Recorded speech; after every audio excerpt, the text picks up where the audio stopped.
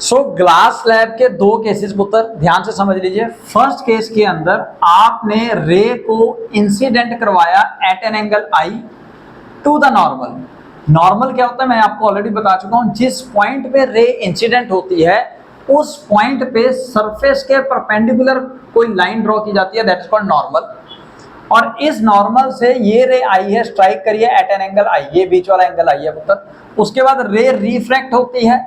Refract होने के बाद जो इमर्ज रे होती है through the glass slab that is suppose to be parallel to the actual incident ray. जो रियल रे थी वो ऐसे जानी चाहिए थी अगर स्लैब ना होता, लेकिन वो इसके पैरेलल हो गई और थोड़ा सा लेटरली शिफ्ट हो गई। इसको आपने लेटरल डिस्प्लेसमेंट और लेटरल शिफ्ट के टर्म से स्टडी किया था, है ना। और यहाँ पे आपको बताया था एंगल R1 और एंगल R2 सेम होगा, ऑल्टरनेट एंगल्स एंगल I और एंगल E सेम होगा, ये आपको प्रूव करके दिखाया था।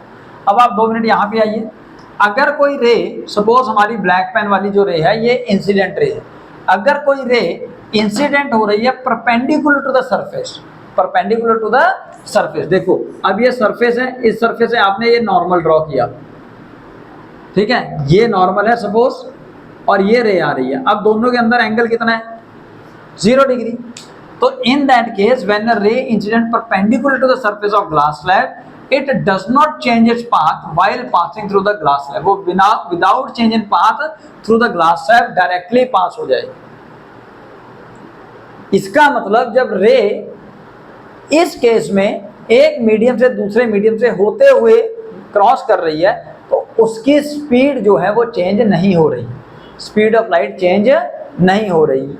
ऐसा आप इस केस में भी समझ सकते हैं। स्नेल्स लॉ का formula sin I by sin R is equal to the refractive index of a medium in which refraction occur, in which refraction occur।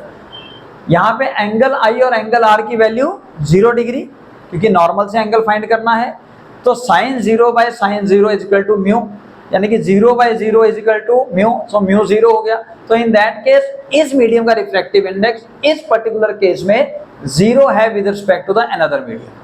दोबारा बोल रहा हूं, सपोज ग्लास का रिफ्रैक्टिव इंडेक्स एयर के मुकाबले इस पर्टिकुलर केस में 0 है जब ray perpendicular to the surface strike करती है। क्लियर हो गया point.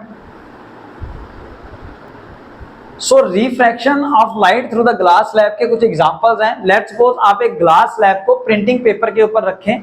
So because of refraction that printing words will assume to be raised. वो ऐसा लगेगा जैसे ऊपर उठ गए, बिकॉज ऑफ द रिफ्रैक्शन ऐसा लगेगा वो ऊपर उठ गए। ठीक है जी। सेकेंड एग्जाम्पल, अगर आप किसी बॉल को, सपोज टेनिस बॉल को वाटर के अंदर प्लेस करें तो आपको जो बॉल का नीचे वाला हिस्सा है वो सॉल्ड दिखेगा, मतलब मोटा दिखेगा, बड़ा दिखेगा। Again sir because of refraction, क्योंकि यहाँ पे जो वाटर का सरफेस है that behave like a glass slab, that behaves like a glass slab. So layer of a still water also behave like a glass slab. So if we put a ball into that water, then the part of the ball which is inside the water that seems to be bigger because of the refraction of a light.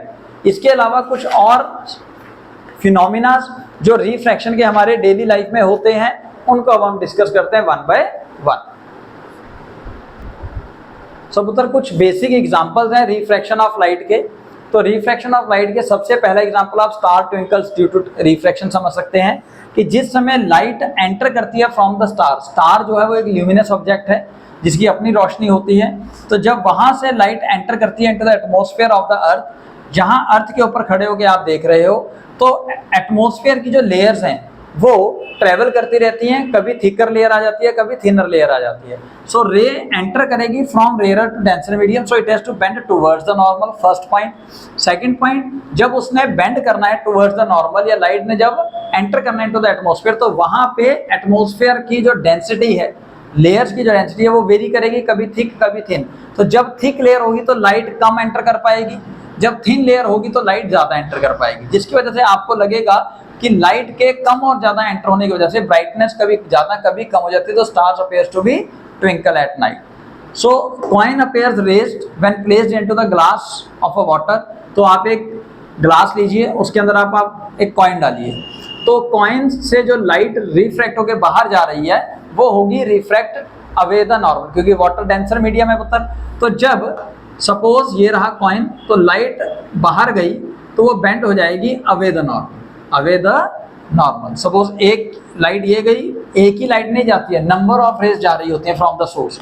तो एक ले आप ये suppose कर लीजिए ये again bend हो गई अवे द नॉर्मल, ये आप खड़े हो। तो इन दैट केस हमारी जो आईज है वो बहुत भोली हैं, जैसा मैंने पहले भी बताया है, इनको नहीं पता कि कोई रे रिफ्रैक्ट वगैरह होती है, बेंड वगैरह होती है, बहुत भोली हैं, ये सिंपल सिंपल देखती हैं। तो इन रेस को अगर अब आप पीछे कहीं एक्सटेंड करोगे तो ये यहाँ पे कहीं पे मीट कर जाएंगे। तो इन बोथ केस जो अपीयरेंट डेप्थ है of the object or of the pool that appears less as compared to the real depth. क्यों sir? Because of the atmospheric refraction, sorry atmospheric because of the refraction concept, ठीक है, atmospheric refraction आगे आएगा।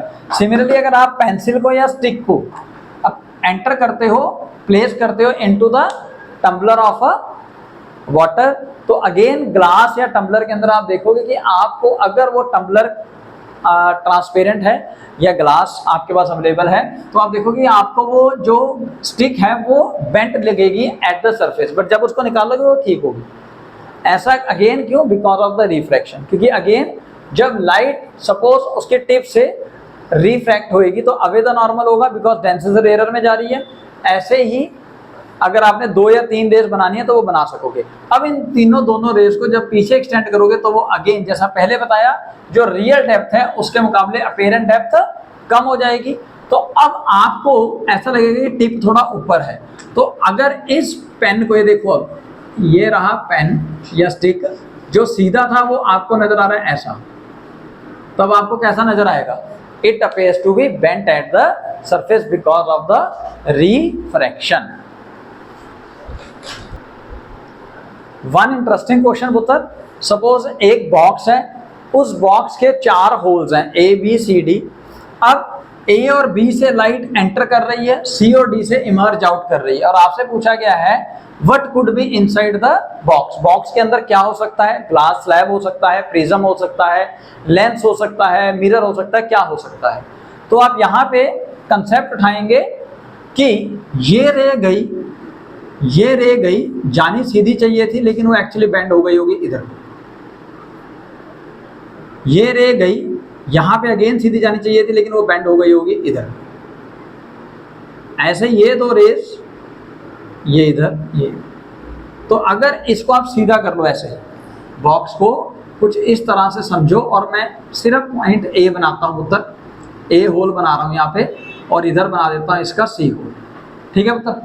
तो आपको रे देखनी है कि एक रे आ रही है और ये हो रहा है, और उसके बाद ये निकल रहा है। तो ये क्या हो रहा है? ये हो रहा है refraction through the glass slab. आप ये मत अज्यूम कीजिए कि ग्लास स्लैब पे 90 डिग्री लाइट स्ट्राइक कर रही है, नहीं, हो सकता है ग्लास स्लैब थोड़ा सा टिल्टेड पड़ा हो अंदर। मेरी बात समझ रहे हो ना? अदरवाइज ये भी हम ले सकते हैं सर रे सीधी जानी चाहिए थी, ऐसे निकल रही है। नहीं, यहाँ पे रे एक्चुअली लेटरली शिफ्ट हो गई है। आप देख रहे हो, ऐसी जानी चाहिए थी, वो ऐसे शिफ्ट हो गई है। ये जानी चाहिए थी ना रे, तो असली ब्लैक पेन से ड्रॉ करता हूँ, देखो रे जानी चाहिए थी कुछ ये, अगर कुछ ना होता, पर वो लेटरली शिफ्ट हो गई। और लेटरली शिफ्ट किस केस में होती है? ग्लास स्लैब के केस में। तो पुत्र refractive index of the various mediums denote किया जाता है म्यू से या जीटा से। इसको जीटा या ईटा भी कहा जाता है। अलग अलग बुक्स में अलग अलग ढंग से इसको डिनोट किया गया है, तो आपको बुक में जैसा भी होगा आप ले लीजिएगा। Now its definition, it is defined as the ratio of speed of light in medium 1 to the speed of light in medium 2।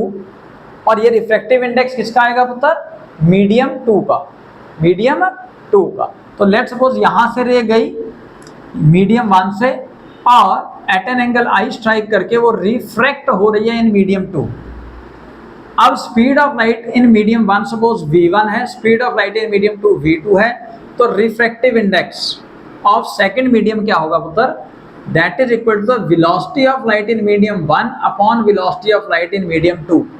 तो इसको ऐसे भी लिख सकते हो, बट एक्चुअली आपको समझना चाहिए this is the refractive index of second with respect to 1। Comparison में सेकंड मीडियम का रिफ्रैक्टिव इंडेक्स कंपैरिजन में फर्स्ट के आया है μ2, क्योंकि इसी मीडियम का रिफ्रैक्टिव इंडेक्स किसी दूसरे मीडियम के हिसाब से कुछ और भी हो सकता था। सपोज अगर आप उसको भी समझना चाहते हो तो आप ये ले लीजिए, ये अब मीडियम 3 है, यहाँ पे मीडियम 2 ही लिया आपने, ठीक है मतलब। तो लाइट की स्पीड यहाँ पे सपोज v3 है, यहाँ पे v2 है, या कुछ भी चेंज कर दो आप, vx ले लो। तो पुत्र यहाँ पे refractive index of second medium with respect to third क्या हो जाएगा, velocity of light in medium 3, velocity of light in medium 3 divided by velocity of light in medium 2। तो जिस मीडियम का रिफ्रैक्टिव इंडेक्स कैलकुलेट करना है उसकी वेलोसिटी आपने नीचे रखनी। तो आप स्पीड ऑफ लाइट एयर के बेस मानते हुए मीडियम 1 को एयर रखिए और मीडियम 2 को ग्लास, वाटर या अलग अलग तरह के मीडियम रखते हो, उन सब का रिफ्रैक्टिव इंडेक्स कैलकुलेट कर सकते हैं। इवन कुछ मीडियम्स का रिफ्रैक्टिव इंडेक्स आपको कैलकुलेट दिया गया है, जैसे आइस का रिफ्रैक्टिव इंडेक्स 1.3 है, एयर का 1.003 है with respect to vacuum, with respect to vacuum, ठीक है मतलब। और वाटर का रिफ्रैक्टिव इंडेक्स 1.33 है, अल्कोहल का 1.36 है। याद करने की कोई जरूरत नहीं है, जस्ट एग्जांपल दे रहा हूं आपको कि इस तरीके से इनका रिफ्रैक्टिव इंडेक्स निकाला गया with respect to the vacuum. Vacuum में लाइट की स्पीड कितनी है मतलब 3 × 10⁸ मीटर पर सेकेंड। तो अलग अलग मीडियम्स में अगर आपको वेलोसिटी पता हो तो आप रिफ्रैक्टिव इंडेक्स उस मीडियम की कैलकुलेट कर सकते हो with respect to the first medium. First medium आपने वैक्यूम रखा या कुछ भी रखा, उसके हिसाब से आंसर आएगा। तो एक क्वेश्चन कर लेते हैं, suppose speed of light in a glass is 2 × 10⁸ metre per second and speed of light in the water is 2.25। तो हम लिख लेते हैं पुत्र, तो यहाँ पे अब इसको रब कर दें। कोई भी क्वेश्चन आप देखिए, suppose speed of light in air is supposed to be 3 into, not suppose, it is calculated 3 × 10⁸ metre per second, ठीक है पुत्र। अब आपको speed of light in suppose water दे रखा है, क्या वैल्यू है वाटर में स्पीड ऑफ लाइट की 2.25 × 10⁸ मीटर पर सेकेंड। और अगर आपको speed of light in glass दे रखा है 2 × 10⁸ मीटर पर सेकेंड। तो speed of light in air को मैं c एज्यूम कर लेता हूं, वेलोसिटी ऑफ स्पीड या speed of light in water को हम vw मान लेते हैं, इसको हम vg मान लेते हैं, ठीक है जी। क्वेश्चन में आगे पूछा है what would be the refractive index of water and glass in both case, ठीक है पुत्र। तो सबसे पहले मैं रिफ्रैक्टिव इंडेक्स ऑफ वाटर निकालूं, तो रिफ्रैक्टिव इंडेक्स ऑफ वाटर आएगा with respect to air. Let's suppose मैं एयर के हिसाब से कर रहा हूं, तो सबसे पहले speed of light in air divided by speed of light in water 2.25 × 10⁸। तो पावर्स गायब पुत्र, तो आप इसको सॉल्व करें, सो 100 ऊपर जाएगा, 300 डिवाइडेड बाय 225। इसको सॉल्व करोगे तो ये अप्रोक्सीमेटली 1.33 आएगा, 1.33 आएगा। आप इसको सॉल्व कर सकते हैं। सो यानी कि रिफ्रैक्टिव इंडेक्स ऑफ वाटर, अभी मैंने थोड़ी देर पहले भी बताया, with respect to air is 1.33। अगर आपको रिफ्रैक्टिव इंडेक्स निकालना है ग्लास का विद रिस्पेक्ट टू एयर, तो वैल्यू आएगी पता speed of light in air divided by speed of light in glass. तो अगेन 10 की पावर्स कट जाएंगी, 3/2 इज अप्रोक्सीमेटली 1.50। अब यहाँ पे ध्यान रखें, अगर कोई आपसे पूछे speed of refractive index of glass बताइए विद रिस्पेक्ट टू वाटर, तब ध्यान देना है आपने। तो देखिए वैल्यू वेरी करेगी ग्लास के ही रिफ्रैक्टिव इंडेक्स की। यहाँ पे refractive index of glass with respect to water लिखोगे आप velocity of light in water divided by velocity of light in air, glass water. velocity of light in medium 1 upon velocity of light in medium 2 is equal to the refractive index of second medium with respect to first medium। तो यहाँ पे आपने medium 1 और 2 change कर दिया, कोई बात नहीं, ठीक है ना पुत्र। तो ये डिवाइड करोगे तो ये वैल्यू आएगी 2.25 को 1.125, ठीक है पुत्र। तो आप देखिए ग्लास का ही रिफ्रैक्टिव इंडेक्स अलग अलग तरह के मीडियम के कंपैरेटिवली अलग अलग होगा। और अगर आपसे पूछा जाए लेट्स सपोज ग्लास और वाटर में ज्यादा डेंसर मीडियम कौन है, तो तो विद रिस्पेक्ट टू एयर आप देख रहे हो 1.33 रिफ्रैक्टिव इंडेक्स है इसका, ये 1.50 है, तो यानी कि refractive index of glass is more than that of refractive index of water, hence glass is optically more denser as compared to the water.